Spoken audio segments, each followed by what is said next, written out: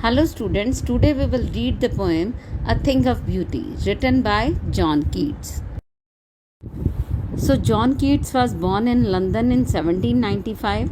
His father, who had married his master's daughter, died in 1804. When Keats was only 9 years old, he was sent to a private school where he learned some Latin. He became an apprentice to a surgeon at the age of 15, but he left the medical profession because he was deeply interested in poetry, and he went to Rome where he died in 1821. So John Keats is one of the most important poets of Romanticism, and he is a highly imaginative, sensitive and sensuous poet. He is a worshipper of beauty and is content to give it expression in his poetry. His poetry is marked by sensuousness, imagery and love of nature. This poem, A Thing of Beauty, is an extract from the Keats poem Endymion. In this poem, the Keats declares that a thing of the beauty is a joy forever, a joy even in the midst of disease, sufferings, and disappointments of life. This joy of beauty came to him through his senses. He drank in the beauty of external world with all his senses. He was excited by the beauty of external world and therefore sang out with a wonder and delight. The daffodils, the rills, and the musk rose all are the objects of the beauty that is provided forever. So in this poem, it is based on a Greek legend in which Endymion, a handsome young shepherd and a poet who lived on a Mount Latmos, had a vision of Cynthia, the moon goddess. The enchanted youth resolved to seek her out and so wandered away through the forest and down under the sea also. So basically ये poem जो है वो एक Greek legend है, and जिसमें कि एक एंडीमोइन एक हैंडसम यंग शेफर्ड बॉय के बारे में बताती है, जिसमें कि वो पोइट और शेफर्ड ये both of them they were living at mount Latmus, और वहाँ पर ये देखते हैं कि there is a moon goddess and it that is Cynthia is there, and then after that कि ये यूथ जो है both of them they were totally attracted toward this goddess, and then after that कि कैसे वो जो है वो जंगलों में घूमते हैं, then after that they move down under the sea, मतलब हर एक नेचर को वो रिप्रेजेंट करते हैं. So now let's read the first stanza. A thing of beauty is a joy for ever, its loveliness increases, it will never pass into nothingness, but will keep a bower quiet for us, and a sleep full of sweet dreams and health and quiet breathing. Therefore, on every morrow are we wreathing a flowery band to bind us to the earth. So, through this stanza, the poet tells us that a beautiful thing provides joy forever. कोई भी एक सुंदर चीज़ जो कि हम अपनी life में nature से लेते हैं, नेचर को देखते हैं, एंजॉय करते हैं, सो दैट इज़ वाई कि ये खुशी जो होती है वो हमारे साथ हमेशा ही होती है. Its beauty increases and it never passes into nothingness, and इसकी सुंदरता जो है वो दिन प्रतिदिन जो है वो बहुत इंक्रीज़ होती है. कभी भी जो है ये शून्य नहीं होती, कभी भी जो है ये हमारे लिए मतलब लाइक दैट कि नथिंगनेस में नहीं कन्वर्ट होती. It will keep a pleasant Shady place quiet for us. ये हमेशा ही हमारे लिए एक छायादार, एक बहुत ही छायादार पेड़ की तरह होती है जो कि हमें बहुत अच्छी छाया देती है. And then it gives us the dreams, and ये हमें एक ऐसी स्लीप देती है जिसमें कि हम लोग अपने ऐसे सपनों को सोचते हैं, अपनी एक अच्छी हेल्थ को एंजॉय करते हैं, एंड क्वाइट ब्रीदिंग, और जिसमें कि हम एक अच्छी तरह से सांस लेने वाले होते हैं. That means we are free to live there. Every morning we are surrounded by the beauty of the group of the flowers, and every morning क्या होता है कि हम लोग हमेशा ही जो है वो मतलब जितने भी फ्लावर्स होते हैं that are provided by the nature, हम उनको देखते हैं, हम उनकी ब्यूटी को एंजॉय करते हैं, और उस खुशी की वजह से ही हम अपने आप को इस धरती के ऊपर, इस अर्थ के ऊपर जो है वो बाइंड करके. So now we will read the next stanza. spite of despondence. Despondence means sadness of inhuman death.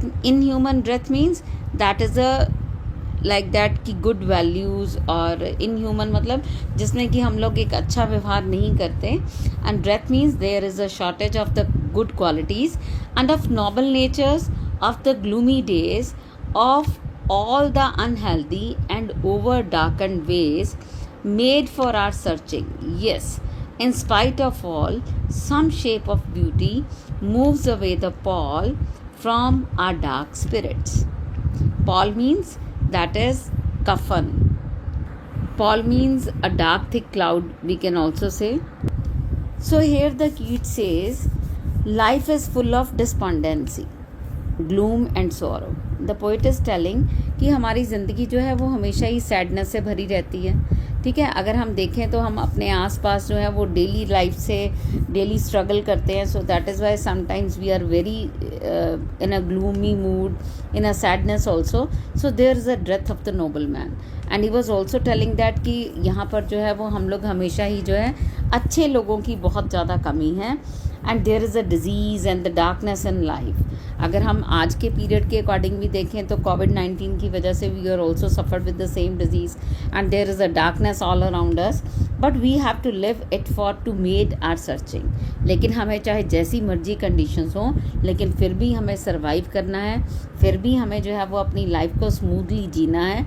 In spite of this gloom there is a ray of the hope which lies in the objects of beauty. So बेशक हम लोग जो हैं we are suffering with the number of diseases, we are suffering with the number of the problems, but still there is a one hope, that is the hope that gives by the nature through the different objects which we admire.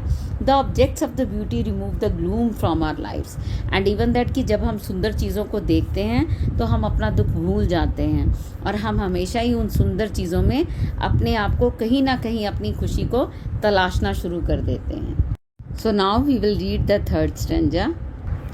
Such the sun, the moon, trees old and young, sprouting a shady boon for simple sheep, and such are daffodils with the green world they live in, and clear rills that for themselves a cooling covert make guides the hot season. So through these lines the Keats tells us that the sun and the moon shine during the day and the night respectively.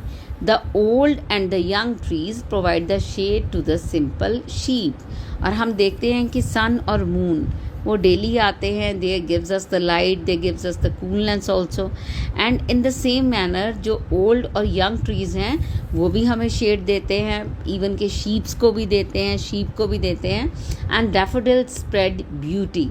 And आपको पता है Keats की poem that is a daffodils is there, तो वो बोलता है कि जो डैफोडिल्स फ्लावर्स आर देयर कि वो भी हमें हमेशा ही जो है वो ब्यूटी देते हैं and charm in the green parks. So that is why कि they create a charm for the visitors. उन ग्रीन पार्क्स में the visitors got attract towards them. And small streams of the clear water and even that की small rills that is clean water streams जो हैं वो भी thick bushes में से निकलती हैं and the trees and bring a cooling effect in the hot season. और इतनी गर्मी में भी these are the rills that gives us the cooling effect. फिर भी वो हमें जो है वो नेचर किसी ना किसी तरह से सूद करती है, वो किसी ना किसी तरह से हमें जो है वो कंफर्ट देने की कोशिश करती है. Now let's read the last stanza. The mid-forest brake, rich with the sprinkling of fair musk rose blooms, and such too is a grandeur of the dooms we have imagined for the mighty dead. All lovely tales that we have heard and read, an endless fountain of immortal brink, pouring unto us from the heaven's brink. So here the poet tells us that grandeur means that is splendor, जैसे कि चमक, and brink means extreme edge, then brake means a thick mass of bushes. So the mid-forest brake is rich with the sprinkling of fair musk rose blooms. So here the poet is telling, अगर हम mid forest में जाते हैं then we are able to see that कि वहाँ पर कुछ हमें फेयर मस्क रोज भी हमें नज़र आते हैं, and there we are able to see the grandeurs of the death of the mighty person, कि हमें जो शक्तिशाली लोग जो हैं, जो मर चुके हैं, उनकी भी जो है वो चमक दिखाई देती है। Heaven provides an endless fountain of the immortal drink, और आसमान से जो हमें स्वर्ग से जो है वो एक अमृत, दैट इज़ इमॉर्टल ड्रिंक जो है वो हमें मिलता रहता है। Beautiful objects of the nature and plenty of the earth, और वही हमारे लिए जो है वो बेसिकली एक सोर्स ऑफ हैप्पीनेस है, एक सोर्स ऑफ जॉय है। So I hope that you are able to understand this poem. Now we will talk about the rhyme scheme of this poem. As you know that the poet has used the punctuation mark in a second line. That means the poet is completing its line into the next line. So that is why this poem is having the rhythmic effect according to the end of the word